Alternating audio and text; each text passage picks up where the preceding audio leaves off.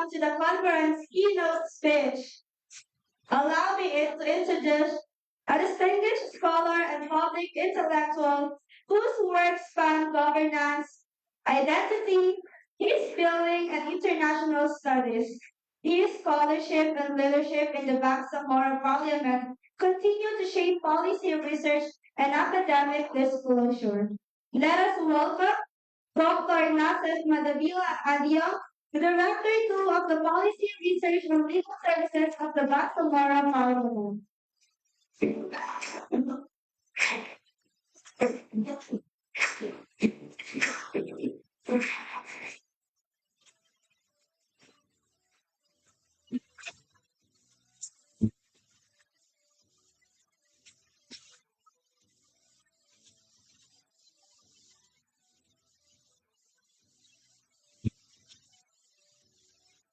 Good morning to everyone. Assalamu alaikum warahmatullahi. May peace and blessings be granted to everyone who is present in this activity. Thank you, MOSC, for the invitation to me. Uh, I was able to prepare some kind of presentation for this event, but I'd like to share what I know and what I have been advocating for the past decade or so. Many months ago, in the world, as we all know now, there was this multi-civilizational cultural linkages that span and stretches from southern eastern part of Europe to northern Africa until West Asia. And this is imbued with spirituality and religiosity as we speak until now. And this is what we call the Islamic Golden Age of civilizations that started from this essential. My mother is calling me.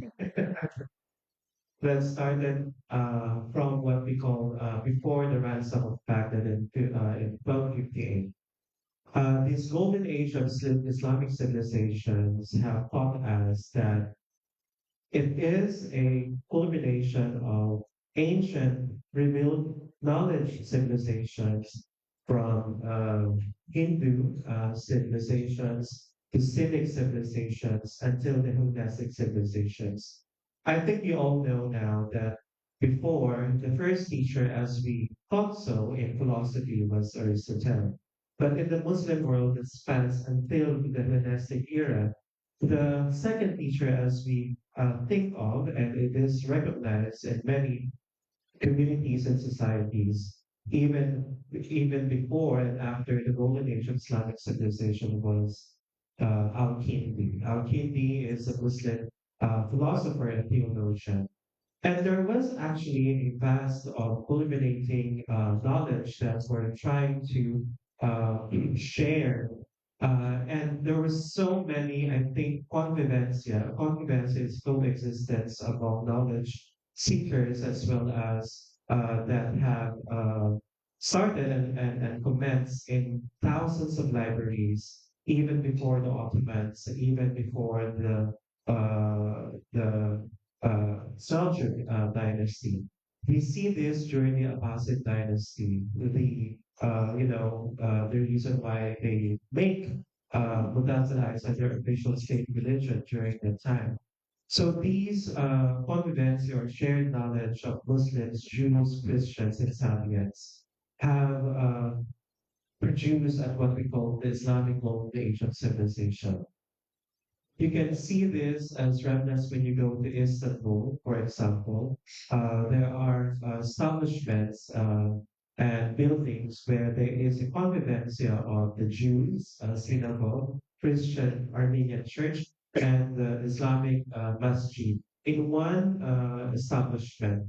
So this convivencia shared knowledge that is spanned from the Hellenistic era going to the Islamic world is trying to translate all the knowledge that they have gotten from the ancient knowledges and make it imbued with the revelations that is imbued in the Quranic verses and the Prophet Muhammad, may peace be upon his uh, sayings, explicit sayings and practices.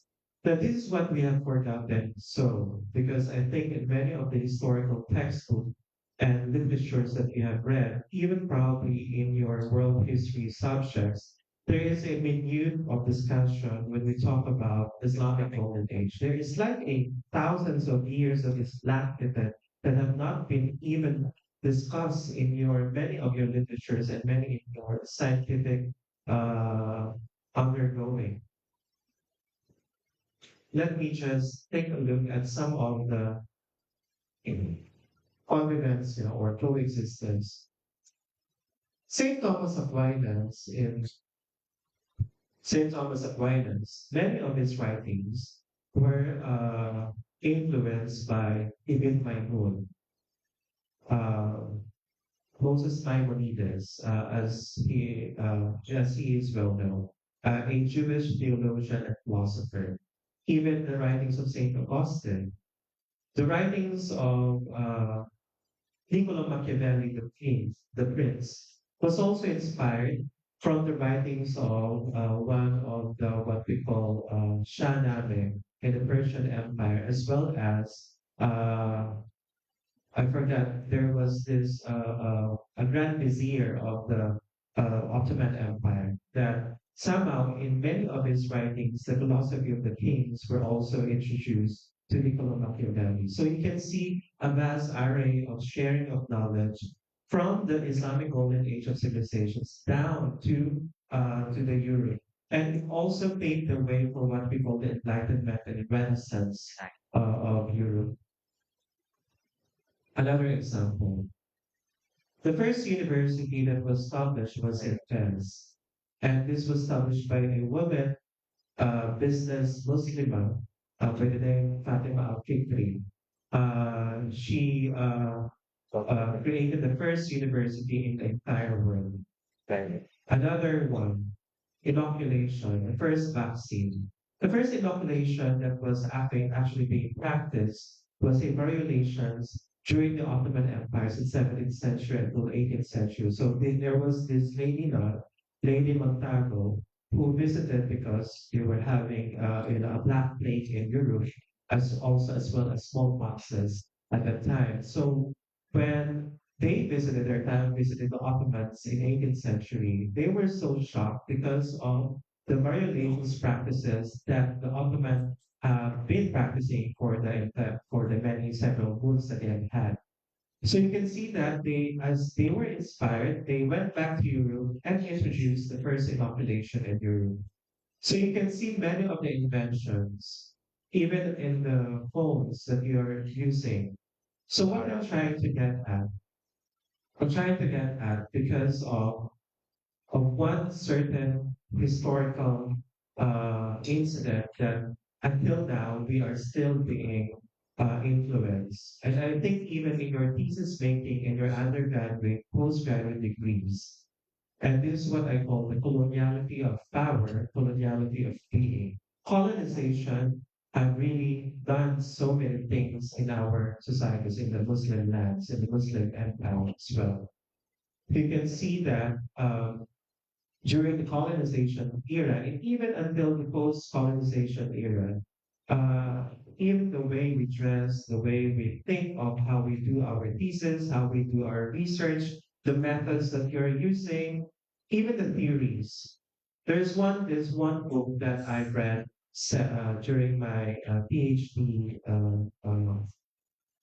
studies, a book that was entitled, and this was authored by Professor Hamid Dabashi from Columbia University. And the title of the book is Can Non-Europeans Think?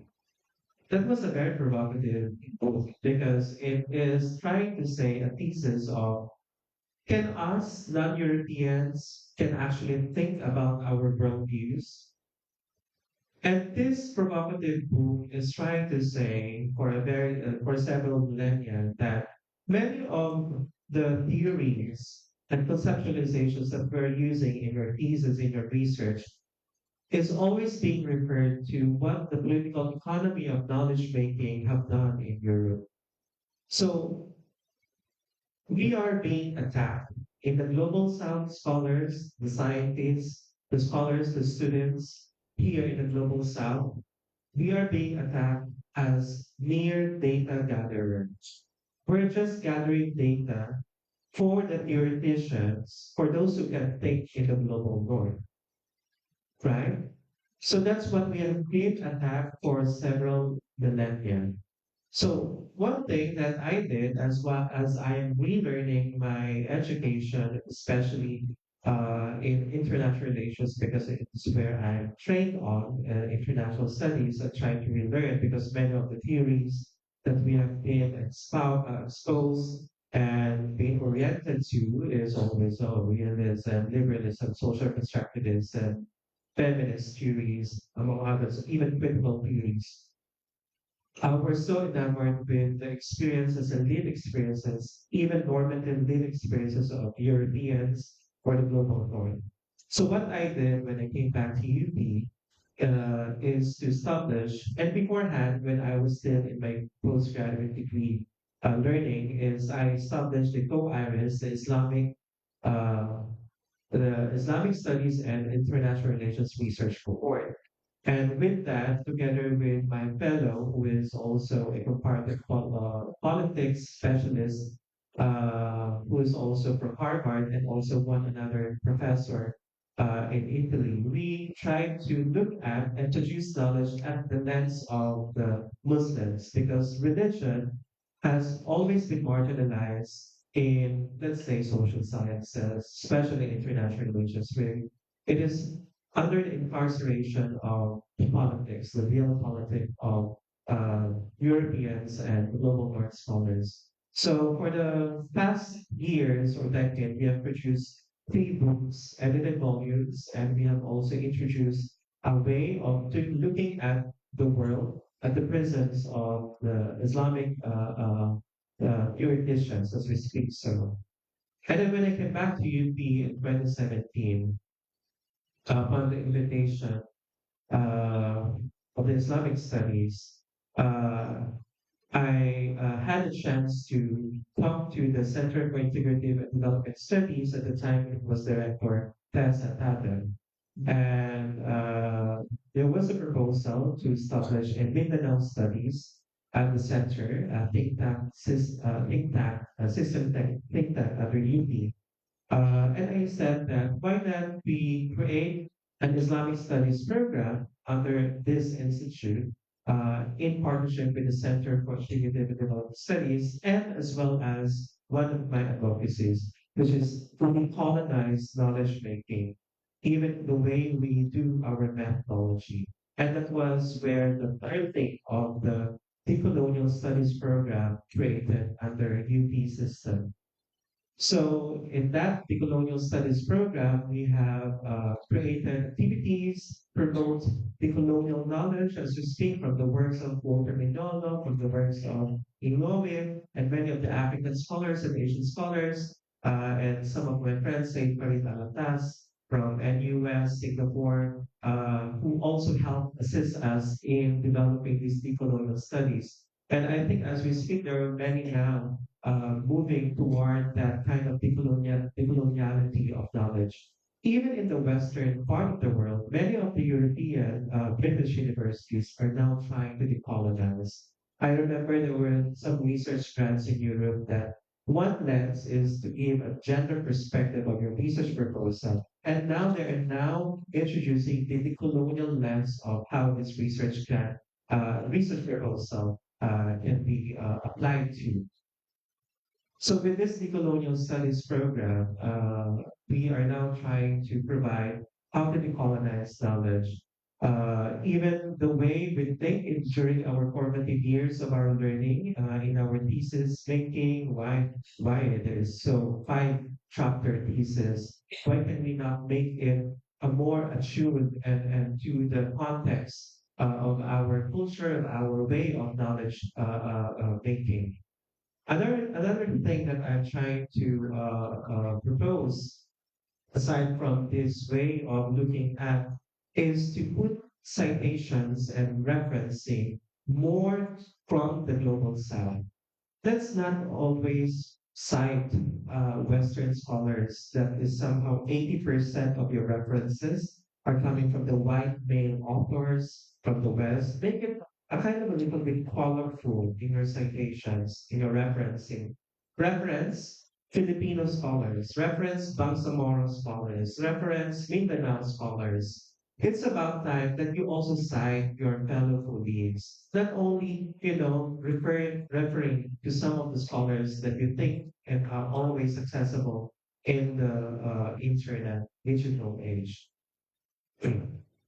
So I think that in this way, we can now provide a more inclusive way of what I call international political economy of knowledge production.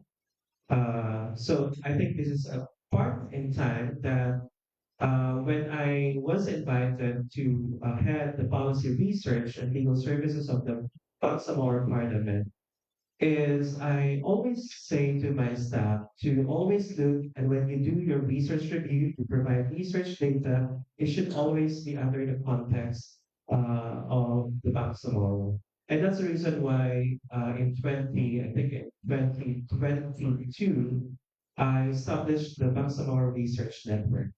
The first conference that we've had is inviting key Bangsamoro thinkers from Mike Mastura, Baba Mike Mastura, to many of the scholars who have devoted themselves in producing lab knowledge in the context of the Bangsamoro.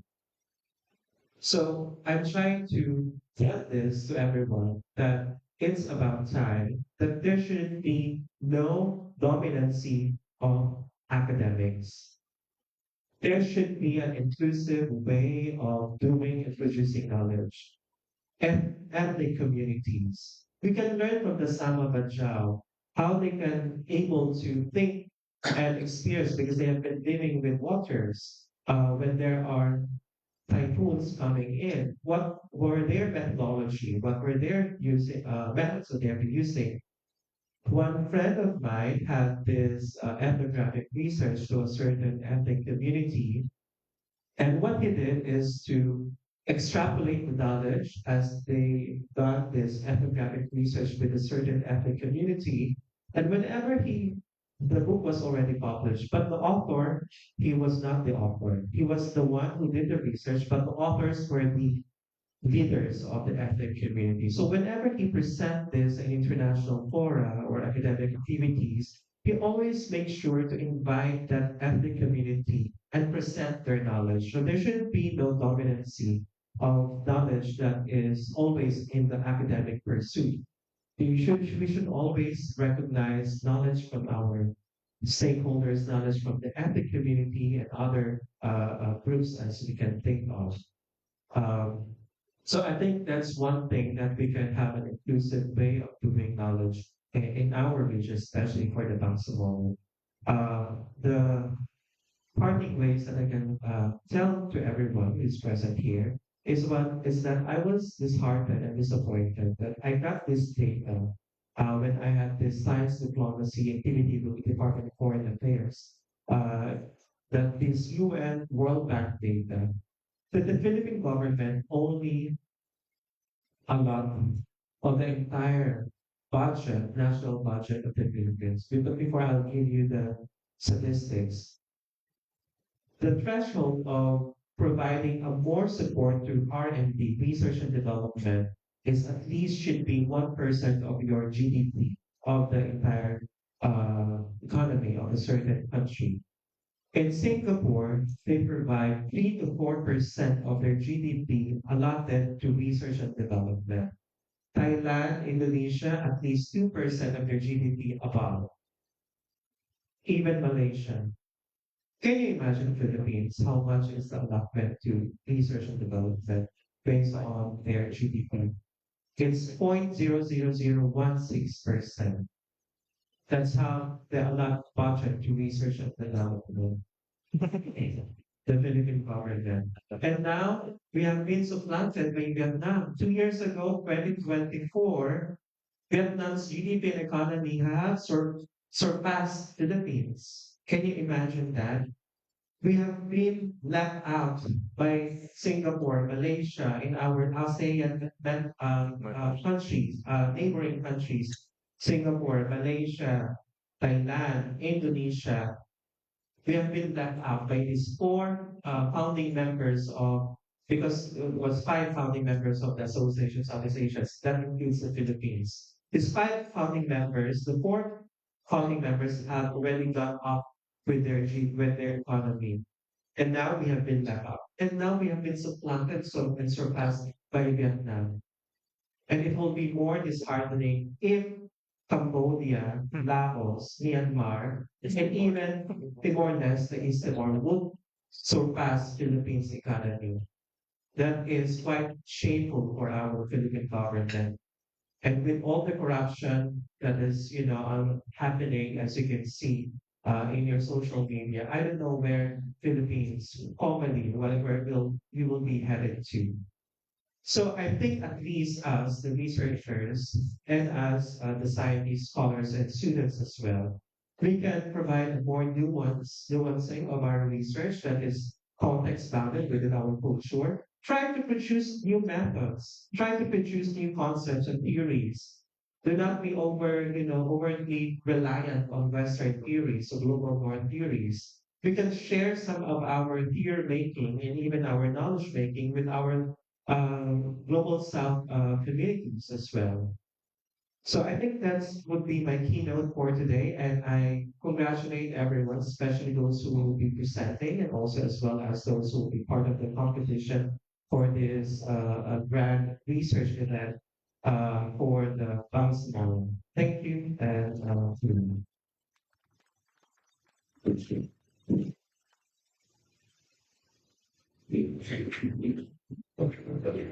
Thank you so much, Dr. Nassef Adiong, for that enlightening and thought-provoking keynote speech.